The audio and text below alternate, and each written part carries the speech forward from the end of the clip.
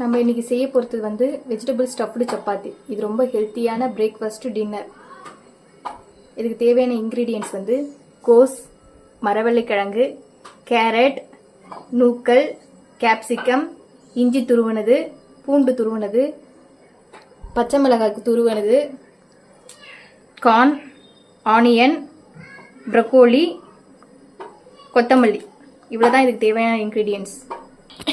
Start பண்ணலாம். இதுக்கு கடலெண்ணெய் வந்து ஒரு 4 ஸ்பூன் ஊற்றிக்கலாம்.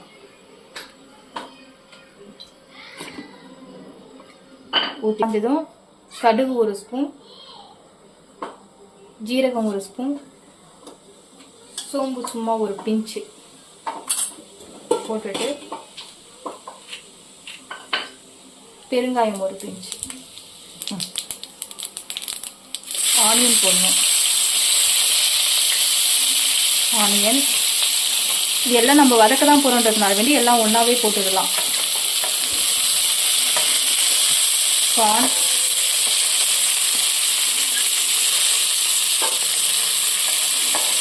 ப்ரக்கோலி,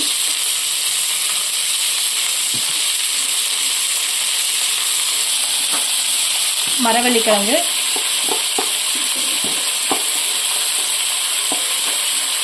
கோஸ், கேரட்,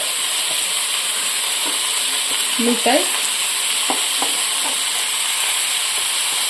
கேப்சிகம், இஞ்சி,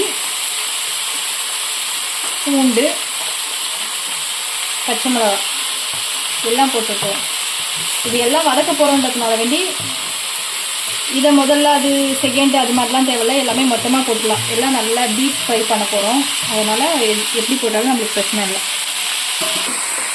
இப்போ வந்து நம்ம இதை வந்து நல்லா மிக்ஸ் பண்ணிக்கிறோம். கொஞ்சம் மிக்ஸ் பண்ணிவிட்டு வதங்கினதும் நம்ம மற்ற ஐட்டம்லாம் போட்டுக்கலாம்.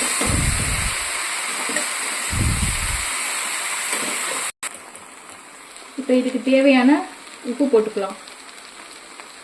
கொஞ்சம் வதங்கின பிறகு உப்பு போட்டுட்டு 1 ஸ்பூன், சின்ன ஸ்பூனில் 1 ஸ்பூன் கரம் மசாலா, 1 ஸ்பூன் கறி மசாலா,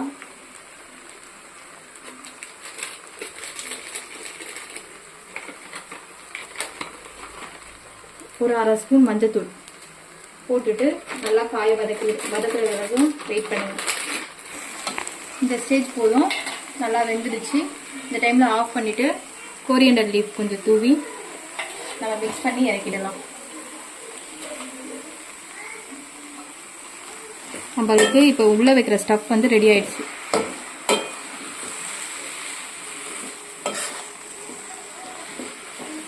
இப்போ நம்ம கேஸ் ஆஃப் பண்ணிடலாம்.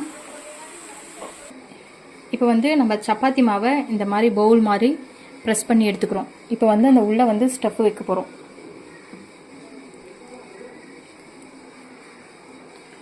வச்சுட்டு நம்ம பொறுமையாக இப்படி இழுத்து இழுத்து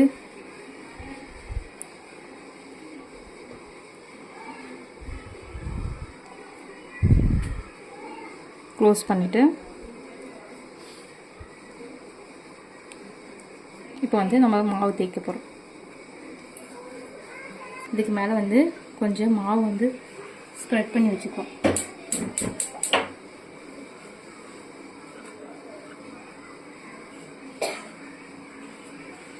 பண்ணி வச்சுட்டு கொஞ்சம் லைட்டாக பொறுமையாக ரொட்டேட் பண்ணி தேய்க்கணும்.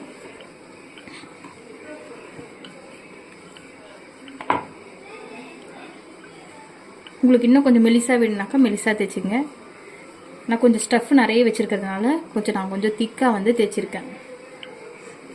ஏன்னா பசங்களுக்கு பார்க்கறதுக்கு கொஞ்சம் நல்லாயிருக்கும். இப்போ வந்து நம்ம வந்து தோசைக்கல்லில் கடலெண்ணெய் கொஞ்சம் ஊற்றிக்கிறோம். ஊற்றிட்டு எண்ணெய் கொஞ்சம் காமிச்சதும் நம்ம இந்த சப்பாத்தியை வச்சுக்கிறோம்.